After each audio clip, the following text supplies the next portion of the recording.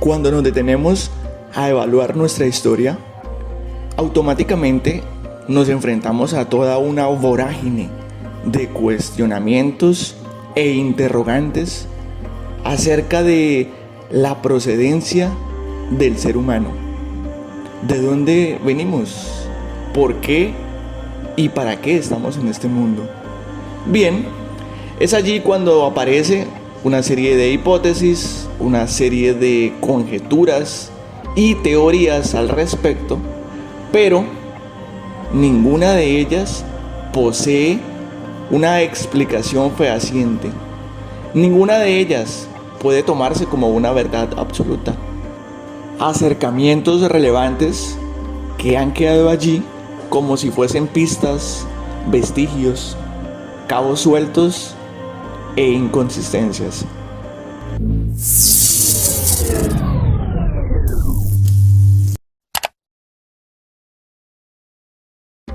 Aparece la figura de este hombre, Alfred Russel Wallace, naturalista, antropólogo y biólogo británico, el cual técnicamente es el pionero o el creador de la teoría de la evolución. Posteriormente aparece el conocido Charles Darwin, el cual quedó plasmado en la historia como si fuese el creador de dicha teoría. Y acá aparecen varios errores. En primera medida, debemos quitarnos de la cabeza de que el ser humano es como si fuese un salto pues del mono, según la teoría de la evolución, cuando no es así. No es que el ser humano provenga del mono, ya que la teoría de la evolución no debe evaluarse de forma lineal. La teoría de la evolución estriba específicamente es en la genética, es decir, que determinadas modificaciones de nuestros genes se adaptan a los diferentes cambios que se presentan en el ambiente. Y acá aparece un segundo cuestionamiento, ya que quienes están a favor de dicha teoría sugieren que la evolución se da de forma gradual. Entonces viene la pregunta: ¿dónde están esas especies transitorias? Deberían aparecer fósiles, restos, vestigios de las supuestas especies transitorias. Acá hablamos de varios eslabones perdidos para que la teoría de la evolución tenga una lógica o una congruencia. Ahora bien, según la ciencia, el ser humano proviene de una serie de organismos unicelulares. Pero ¿cuáles son las especies preexistentes de esos organismos unicelulares?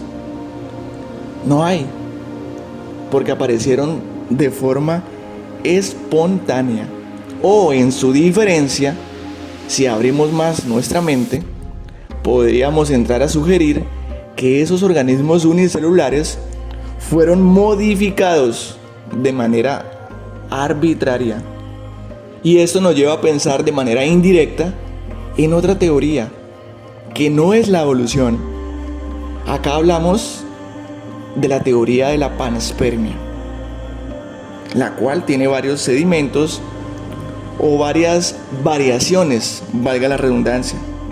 Aparece la panspermia natural, la cual nos dice que la vida se propagó por medio de las bacterias.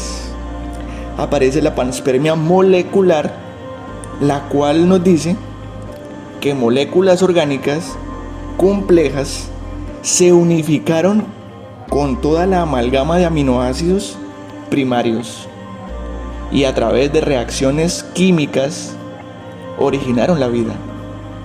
Pero también está la teoría de la panspermia dirigida. ¿Esto qué quiere decir? Básicamente son como si fuese la siembra de semillas, las cuales se inocularon o se llevaron a cabo por medio de mentes inteligentes. Esto indudablemente nos lleva a sugerir la injerencia de vida extraterrestre. ¿Por qué? Bueno, la etimología extraterrestre simplemente hace alusión a seres o vida fuera de este planeta.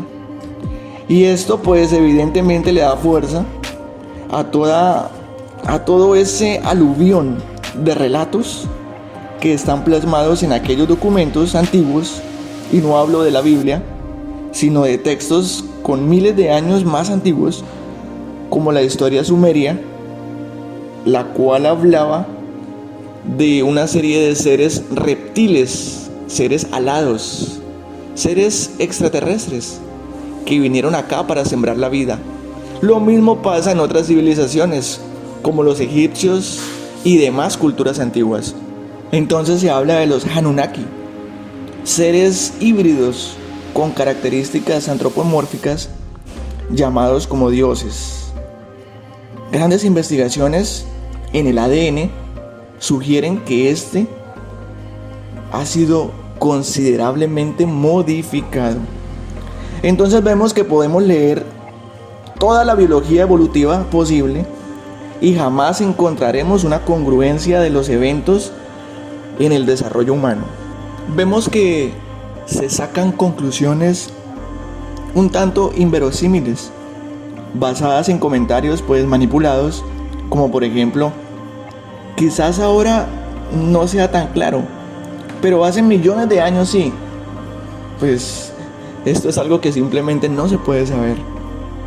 Cada vez que se descubre algo, es solo una porción de la gran verdad, más no la verdad. Y este error lo hemos venido cometiendo, lo hemos venido notando siempre. Cada vez que se descubre un nuevo fósil, una nueva especie, automáticamente se tira por la borda toda la información anterior y lo que antes se consideraba como una verdad. El día de mañana se halla un nuevo fósil y queda sin valor alguno lo que se había hablado, por ejemplo, de Lucy o de Ardi. Podríamos decir entonces cualquier locura, como por ejemplo que venimos de Adán y Eva, o que somos el producto de algún amigo imaginario. Acá mucha gente puede decir: bueno, pero es que la teoría, según la ciencia, es una explicación con cada uno de sus componentes basados en evidencias medibles y comprobables. Ok, puede ser, y suena hasta bonito, pero la teoría de la evolución no se puede comprobar totalmente.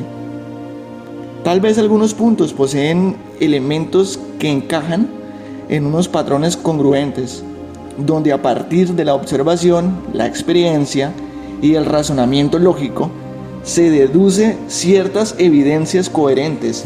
Pero ¿dónde entonces quedan las especies transitorias?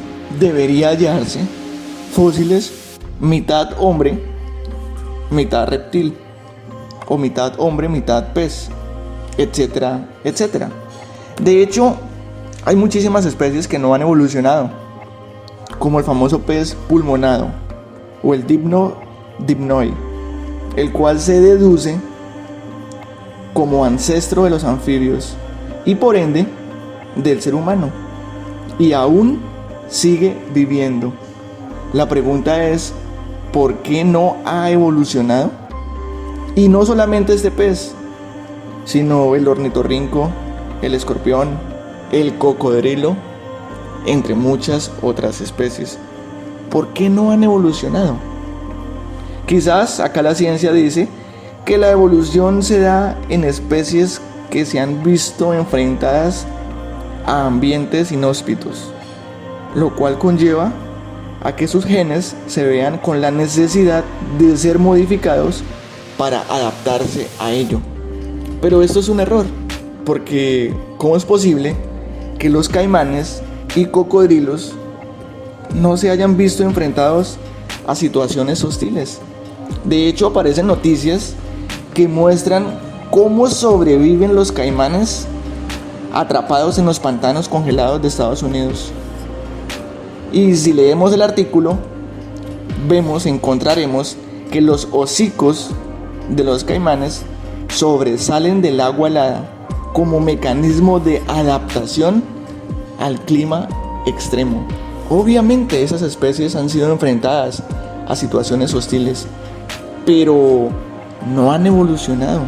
¿Será la panspermia la teoría reina para conocer nuestros antepasados extraterrestres? De hecho, teorías sugieren que los extraterrestres o los seres que nos visitan son los mismos humanos de otros tiempos. Son los mismos humanos pero del futuro, que vienen a conocer cómo fue su pasado.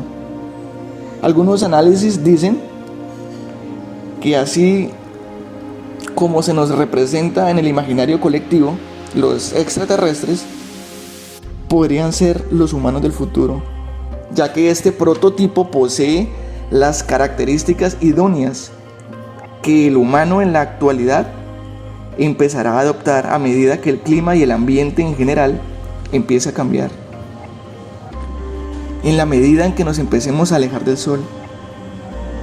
El biólogo evolutivo Steven Stearns concluye que en miles de años la mandíbula será más pequeña, los ojos más grandes, la cabeza crecerá ligeramente, los dedos serán más largos, habrá menos pelo y tendremos una estatura más baja. Esto son hipótesis que sugieren fenotipos adaptados a climas de otros planetas con otras atmósferas. ¿De dónde venimos? ¿Y cuál será nuestro destino como humanidad? Nadie tiene la capacidad de decirlo. Todos son teorías y supuestos. Por eso no entiendo aquellos vídeos o aseveraciones de personas que se expresan como si tuviesen la verdad única y absoluta. Es que tantos miles de años el humano sufrió una mutación para ser tolerante a la lactosa. Es que hace tantos miles de años el humano vivía en estas condiciones. No lo sabemos, nadie lo sabe. Solo son teorías.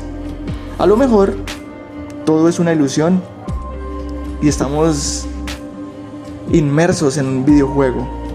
Y nuestro cerebro, a través de los sentidos, nos engaña todo el tiempo. Y solo suponemos y repetimos cosas, acciones que nos han inoculado como si fuese una realidad. Lo dejo para que lo piense.